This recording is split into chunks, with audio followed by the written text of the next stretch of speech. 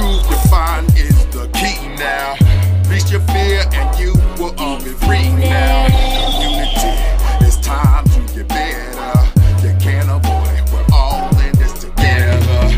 Head high, fill your heart with love and light now.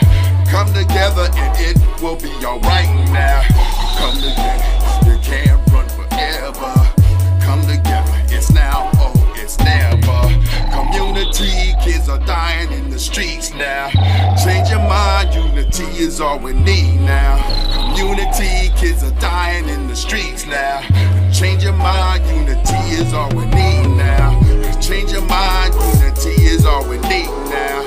Change your mind, unity is all we need. We got another great guest, man, on YouTube, Community All Unite TV.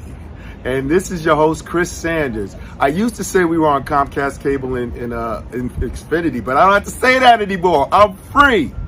It's just us on the rooftop, looking over at the city. And it's not that I'm I just got here. I'm happy, and I have Brittany Claybrooks. She just went through the craziness of running for Congresswoman, and I was watching her, and I was watching the fearlessness. And I've talked to her, and she's had so much experience. It's so wise. I even used some of the things that she told me when I won a debate yesterday. I was on the beach debating this old guy that says he knows all about politics, and I said, "Oh really? Oh really? Oh you want, I said, you want the same thing as trickle down politics. You want trickle down. You want to just be me, you, and the rest of the folks that are doing well, give a little money to the people. No, ain't no trickle down. We gonna have to put our back against the wall. We got to come back and smack them corporations. We gonna have to smack the government. We gonna have to make them do what we want them to do so they give us our fair share. I ain't even talking about reparations. I'm talking about being fair from here on out. Yo, I'm sorry, I get a little passionate especially when I talk to people like you, and you allow me to dig into your brain and start seeing how you think. Now, I want you to tell them a little bit about yourself. Tell them about your journey. Tell them about your pitfalls. Tell them about your successes. And tell them about why you love what you do. Well, first of all, thanks for having me up here. It's beautiful. I mean, it's one thing to be a part of development, but it's another thing to actually experience the thing. Yeah. So it's great. So for those of you all who don't know me, my name is Brittany Claybrooks. I am not originally from New Jersey. I'm from Detroit, Michigan. And, oftentimes throughout my career here, people have touted that as a weakness. And in fact, I actually think it's a strength because if you know anything about Detroit, its people, its history, the fact that it is the real black city, in the United States, you'd understand where such a fearless attitude will come from, or such a want for our people to win, and to see our people win genuinely, and to know that it's enough room for more than just a couple of us, Sure.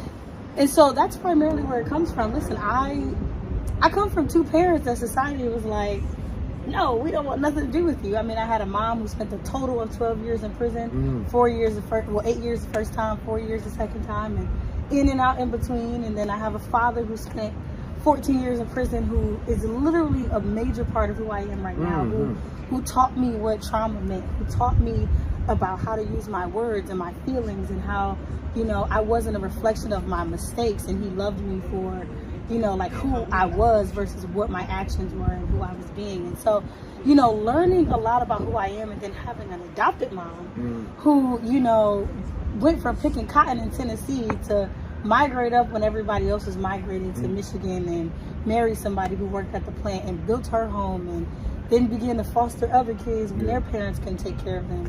And just watching her, just have a high school diploma and just take care of kids, not really working, but also going to council meetings saying look, we might be poor, but that don't mean everybody got to be shooting up and killing everybody and killing each other. We deserve police presence, and we deserve this, and we deserve that, with her SWV nails, and, so just being from a space where, people tell you that you're not supposed to be anything, but everything around you is proof that you should be, right? You have the culture that came out of, Black Detroit. You have, the riots and what came out of that.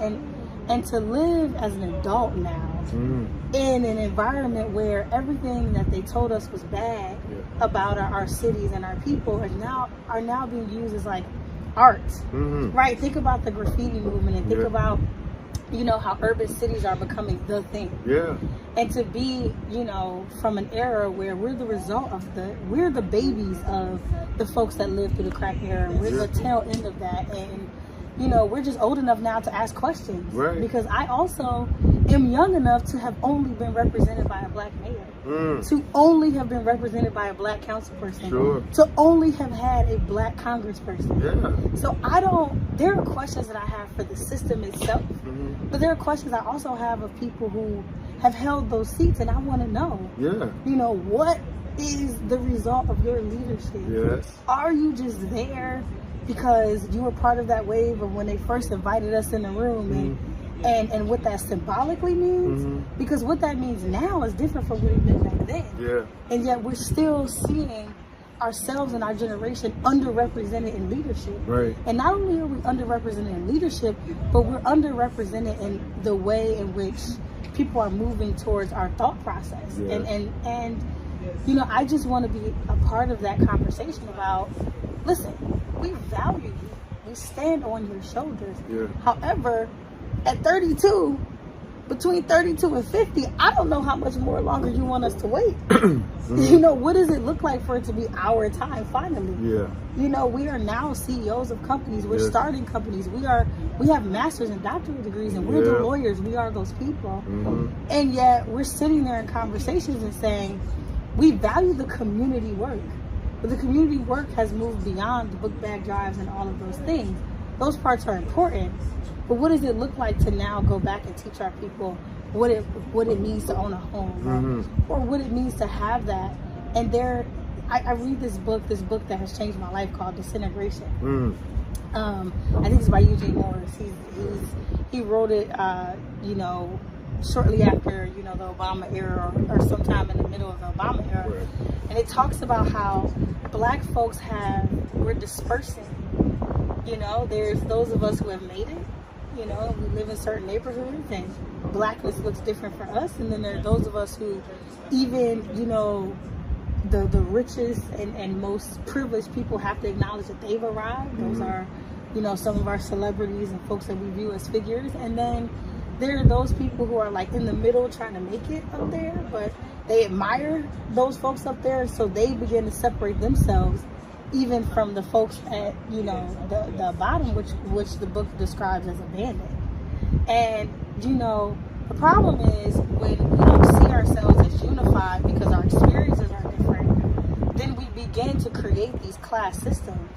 And then we don't even realize that even the best of us, we're still subject to, you know, experience the ills and the woes of this country just because of who we are and what we do.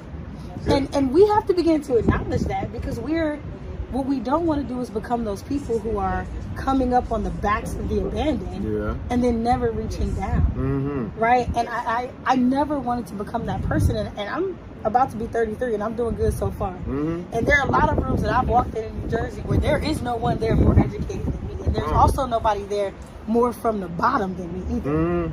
And so, you know, being in that weird middle ground, it's like, I always look at people and be like, who are you to say who can and cannot make it? And who are you to say that you have all the answers? Because respectfully, you do not. Look at what is going on around you. And if only a few of y'all are making it, while the masses of us are not, I'm sorry, Mr. Leader or Mrs. Leader, I got questions for you. Because I didn't come up in the area thanks to the work of folks like Rosa Parks and like Fannie Lou Hamer and like the women that I admire so much. Thanks to y'all, I now have questions for people who look like me. I walk in the room and excuse me, white person. What is that? You know, I value your friendship. I value your resources. But also, I'm a product of an HBCU. I'm a product of A&M, FAMU. Oh, okay. Yeah. Shout out to, you know, my sorority sister from FAMU who custom designed this hat. You know, I had to give her a shout out. Alpha Kappa Alpha sorority. Oh, okay. You know, and so there is a time that we have to acknowledge that not only has our power gotten better, but it's shifting. And, you know, we have to begin to understand that there is more that unites us than different. And I learned that, honestly, as a grad student at NYU. And I was the BSA president in my school. And I had to really contend with the fact that blackness is not experienced the same way. And it's different for everyone, but what is true is that blackness is also something that has been under attack for a long time, despite how you experience it. And so I think that as leaders, we have to begin to have that conversation and understand what it looks like to really put that into policy. It's not enough to have the degree or to be invited to the brunch. I've been in the room with some of the most powerful people in the world. And for some reason, it has not moved me to be impressed, but yet it has moved me to action and moved me to take my rightful place in this work. Absolutely. And I am sometimes thoroughly disappointed, you know, which I usually don't have that conversation in mixed company. So to the people that are watching this that are not us, please don't take any hints or any talking points from this, because I will then turn around and stand with my people and hold you accountable and call you out. But for the conversation that you and I are having about what it looks like for us to move our folks forward, it means for us to unify under this idea that we are more alike than we are different.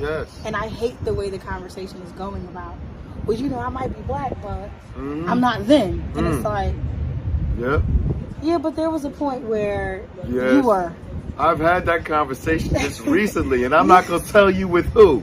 And look, let me tell you something.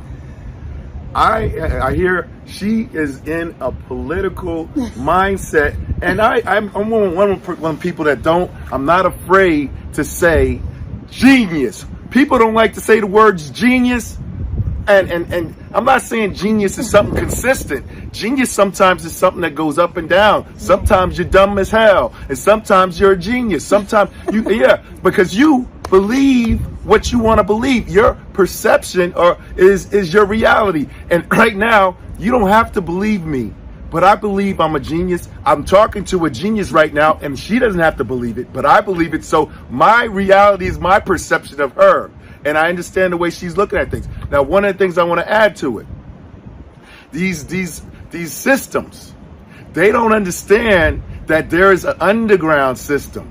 A system that's within each and every one of us, that spirit that understands how to create and manifest, and how to break through the walls of doubt, how to break through the walls of fear, how to break through the walls of all the things that people tell you can't do. And that is with the thoughts of already it being done, and you changing your mind to see it being done, and then do everything in your power to make sure that you talk to the people that may have done something similar to what you're doing. Go online and find something similar to what you're doing so that you can build off of what they did. They planted the seed so that you can flourish. And then, of course, guess what? They got something called the algorithm. You start looking at these motivational speeches, these people talking about manifestation and all that. You don't think all those videos are going to come to your Instagram?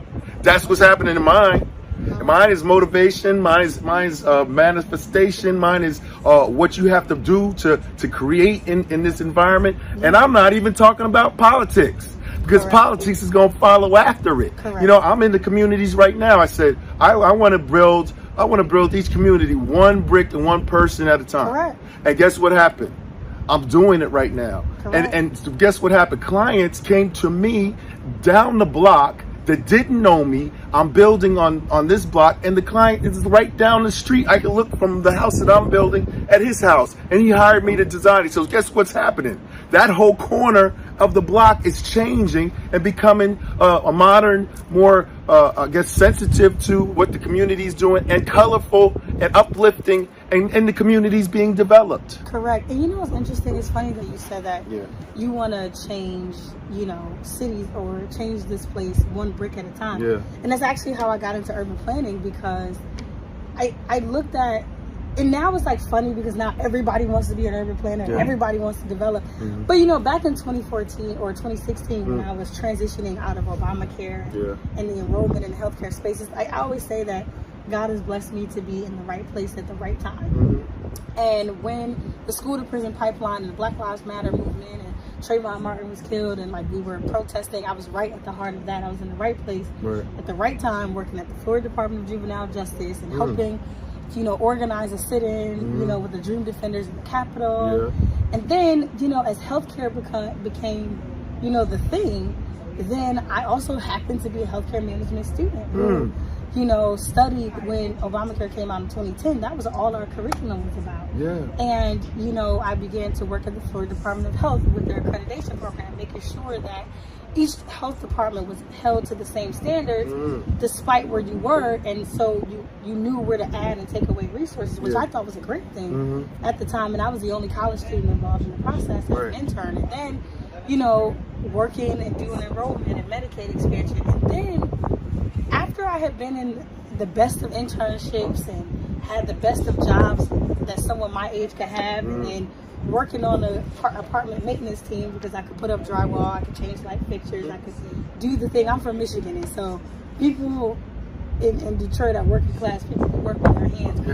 We are manufacturers, we do that. So it's not uncommon to see a woman working in a plant or knowing how to fix a house or knowing how to do some hair because it's a Midwestern way of life. Tangibles, right?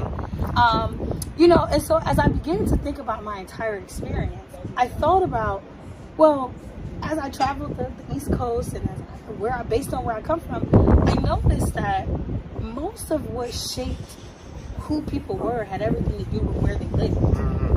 And if I had decided if you can change people's built environment, then you could begin to change, you know, their trajectory. Right? Because people are always saying, you're a product of your environment. And I always hated that because I'm like, well, what does that mean? You know what I mean? Because Detroit has produced the best of them. And we are, you know, some of the most rough and tumble people in this country. People watch Tubi and they understand, you know, where we are and where our rightful place is in the conversation around Black people. But, you know, as I began to develop a sense of home because I was in foster care, home is wherever I am. So people say, oh, you're not from here. I'm like, yeah, but I wasn't from anywhere where I did impactful work. You know, I was always from Detroit. But what didn't change is that my affinity towards people who look like me, who were experiencing life, you know, in a way that was less than what I felt like we deserved. And so that doesn't change when you move to East Orange. It doesn't change when you move to Newark. It just so happens that this is where that part of my purpose is playing out. And if you look at New Jersey, right, it's the densest place in the union. And yet you can be experiencing the same state and the same county a different way. And, you know, but those people who are living in suburbs are also in New Jersey, are also experiencing suburbia and suburban life differently from the rest of the country.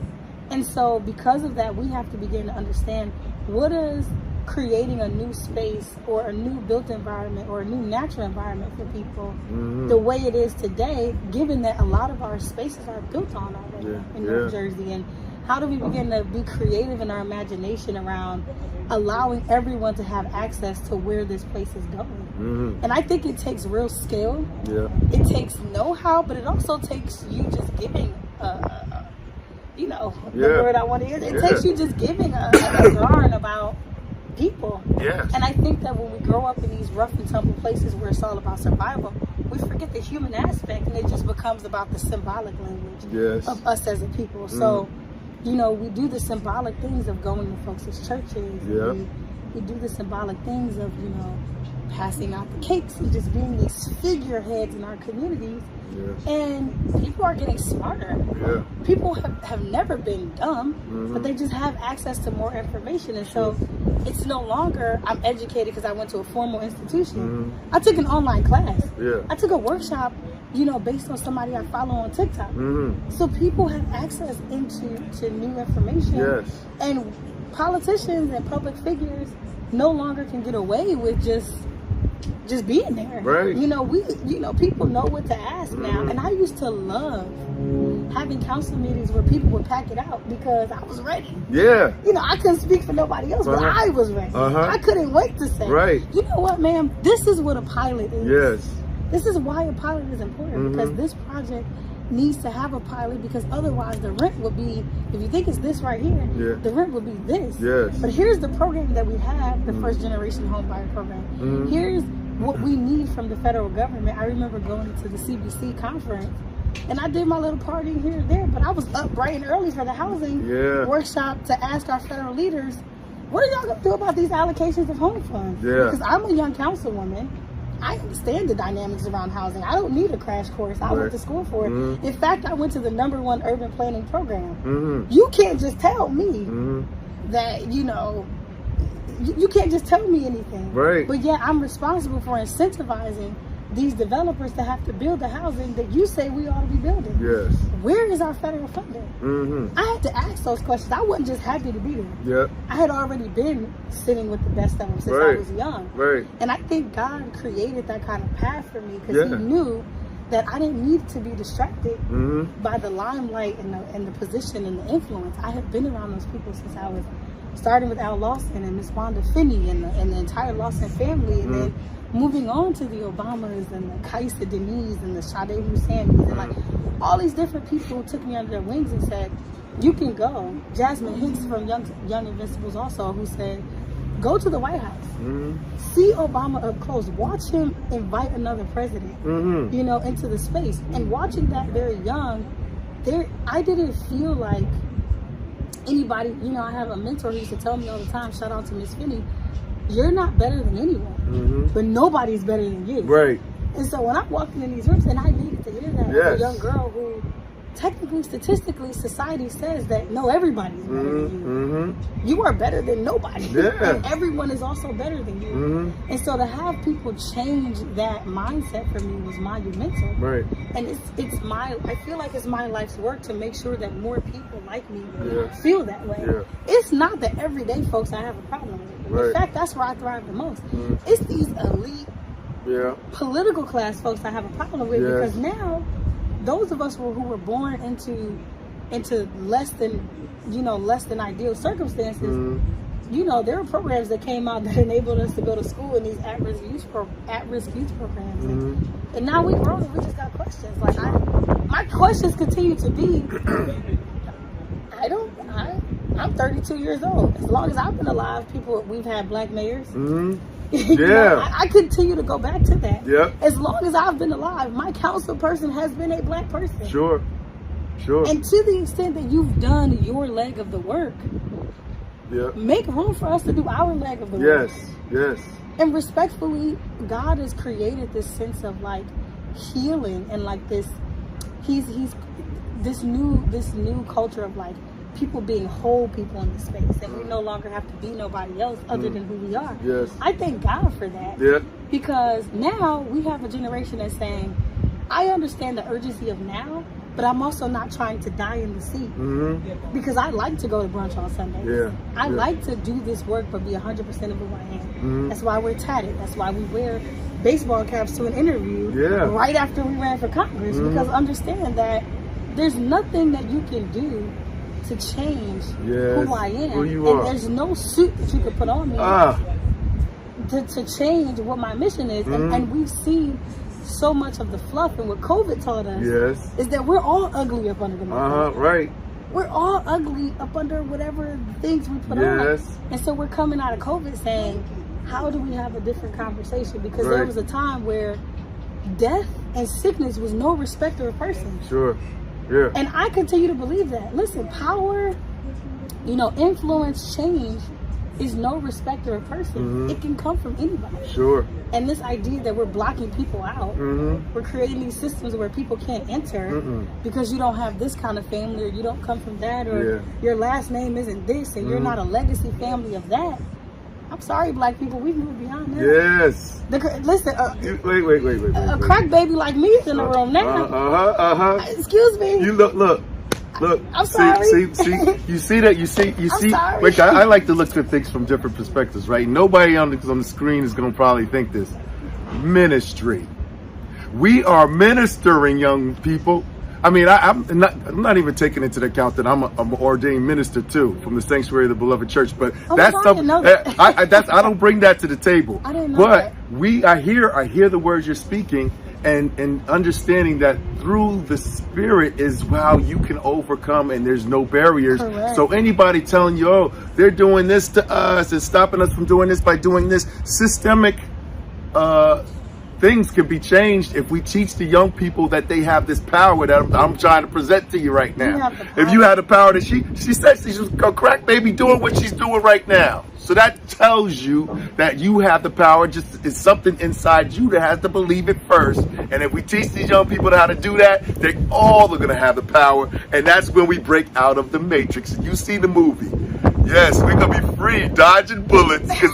All right, so but I have a God that I pray to, that I believe in, that I just believe is bigger. And like I said to you before, I have so much evidence of it. Yes. Like whether it is not just in our history books, there's evidence. There's evidence in my own life. Right. You know, like statistically, from even in from a professional standpoint, the urban planning field is not black and it's not woman. It's not a thing, but yet it's still we're having a whole global conversation about urbanism and new urbanism and what it looks like for cities to be the new destination place, and like, you know, our ideas around privilege in the suburbs are changing. Yes. And so and it's happening without our voices at the table because it's not a field that we learn. I remember my dad saying, you know, Dad, I hope you're not watching this, but I still don't care. Listen, I remember going to college and them saying to me, you're going to be a doctor. Because at that time, I graduated college in 2000, graduated high school in 2009. And that's fresh after, like, all the plant jobs were gone. And, you know, we had just experienced, like, Michigan was like the worst Christmas I've ever experienced in my entire life. You know, it was just like bad. It was all bad. And back then, you know, at our high schools, you had the Army colleges, you know, at the fair, but also the plants were at the fair. And it was an obvious, you had options and places to go to move yourself out of this thing, this hole, or whatever, this poverty. And I remember having a conversation with my dad, like, the plants are not an option. You know, like, that's no longer a thing, Brittany. You're not living in the time that we're living in. And so I'm deciding how I want to go to school. You know, you had a couple options: doctor, lawyer, engineer. You know, so I'm going to be a doctor. Everybody knows I want to be OBGYN. But the reason why I wanted to be OBGYN, it wasn't the science of medicine itself. It was the tool that I was going to use to build out my own community center and hospital for urban mothers and urban people to do a couple things. One, get the health care that they needed and deserved, the job training that they needed. And I always wanted to buy this building called Herman Kiefer, which I encourage folks to look it up. It was the hospital just across the street from where I was living in Detroit. And I would dream everything like, you know, I can turn that into a community center and a job training center and this and that and the third. And I'm going to use the money that I make for being a doctor to do it. I got to college and realized, wait, there's so many different avenues to get here, and you don't have to go to a gross lab that you don't want to be in to get there. And that was when I began to understand that we didn't live, you know, as black people separate and less than on purpose. I always thought that was the case because I would learn about the history, but then I thought, okay, so after we all got free and we moved on with our lives, we decided to settle like this and live like this, and we got hip-hop and the ghetto, and then they live like that over there, and when we need stuff, we go over there. And then I began to understand more deeply how deeply rooted and systematic that was in a local, state and local government class that I took. And that's when I decided, okay, I'm going to move on and not pursue medicine, but I'm going to go and pursue social work and sociology. My father wasn't having it. He was like, look, we come from nothing. You're going to make some money. You're going to be broke if you're going to be a social worker. But for me, I realized it was about doing work that made my heart happy. And that was the first time I felt like my heart was happy and there was a field that was speaking to me. So the compromise I made with my dad was healthcare management, which will allow me to run hospitals and organizations and stuff and make the 6 figures. Because back then, even in 2009, 6 figures was like a lot. So I was like, Dad, I'm going to be a boss. And bosses make money. So I'm going to go do healthcare management. I'm going to study urban and environmental health. And I'm going to study the relationship between the built environment and health outcomes. That was what I was going to do. And he got off my back. And he wasn't okay with it because now I'm a junior and about to be a senior. And he's like, I can't believe you're switching courses. But I began to do the work that was fulfilling to me. And I felt like the money was going to come and my life was going to be okay. Then I realized if you wanted to work in public life, then making a living for yourself wasn't about the money, because that's not where the money is. And that's why I always say to elected people who are using this space as for personal gain, I always say that there's a big world out there of a bunch of different jobs, and there's a big private sector out there where you can make money and not have to worry about people. Government and public service is just not that place. Right. And that's not where you should be if that's what your focus is. Yeah. And yet somehow, because this was the area where Black people first began to be self-actualized in a public way, and it was our way in, you know, through our protest, through our fight, our freedom fight, it became the way we saw ourselves, and we don't celebrate enough the engineers and the folks who are out there in the world doing that work and doing their part in civil disobedience in other fields, making money. And we're seeing CEOs, and we're seeing ourselves, you know, rise in the private sector differently. And now, what I tell kids is, like, if you want to make a difference, your very existence in a space is liberty. Your very existence in a space is justice. So the fact that you exist there means that you should be taking care of yourself. Yes. The fact that you exist there means that you earned the right to go on vacation. You know, it means that you've earned it, because, like, waking up every day in this place is justice by itself. Yeah. So you don't have to go and manipulate people who are already struggling to make it. Right. You don't have to do that. Right. I'm sorry, Mr. Mayor and Mrs. Mayor and all of y'all who have gotten so comfortable in this space. That's not what we need you here for anymore. Yes. We don't need that no Right. more. I'm sorry. And so, I mean, I know I get on my soapbox. did you talk to Obama about this? You know how to ask that. I was like, she's sitting in the room with Obama. I wonder what wise things Obama's telling her, or is she saying these things to him? Lord, because, I mean, you know, he don't say it to us. Well, listen, I'm not going to comment on that part. I still do have a career, but, you know, you're not wrong. Right. You're not wrong about the idea between symbolism and tangible things. And I think what Barack Obama did, having worked on the Obamacare program, because it's starting to rain now, but it's just a beautiful sprinkle. Yeah, having worked in that program, you know, people didn't understand that how many more people had access to health care and Medicaid as a result of that did it before. Right. And who are the people experiencing things the worst? Us. And so if you are a person who was getting out of prison, and disproportionately being in prison affects us, and you were eligible for a special enrollment period, what other president has tried to figure that out? Yeah. You know, and I think we have to begin to, you know, hire people and elevate people who know how to explain what this thing meant for Black folks. Yes. Even if it doesn't have Black on the marquee. And it doesn't happen with people who just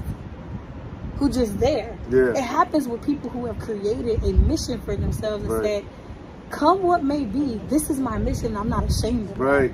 And I'm one of those people who say, I'm not ashamed of that. Yeah. I might work on the policy, but I'm always going to be able to explain how it works for us, because that's why I'm there. Yeah. And if it works for you and you and you over here, respectfully, you're welcome. Sure. But it will always be my mission to make sure that my first priority are my people, because nobody else apologizes for that. And I encourage people to stop apologizing for it and stop trying to fit in. Yes. Because once you solve our problems, you're solving everyone's problems. And when you are no longer there, be honest enough with yourself to exit stage left. Because at that point, you're being selfish. At that point, you are helping no one.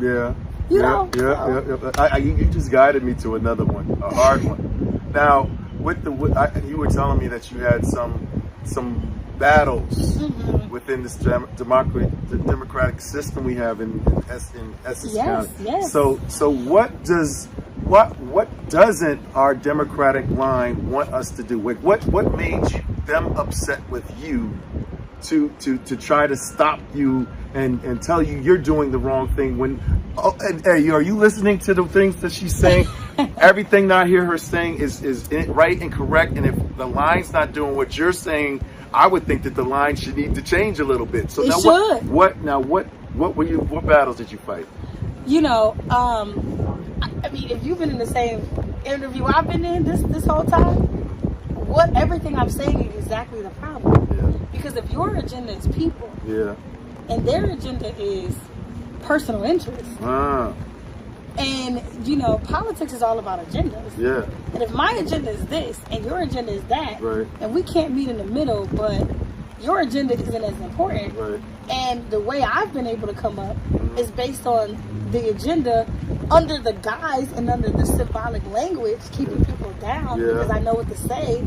But you know, when those doors close, and I always say, I have been, thank God I've been able to be exactly who I say I am in the meeting as I am in public. Yes. And that is not rarely a thing when this business has, when your self-actualization is dependent on this business. Yeah. Community. It's a fight now. Right now.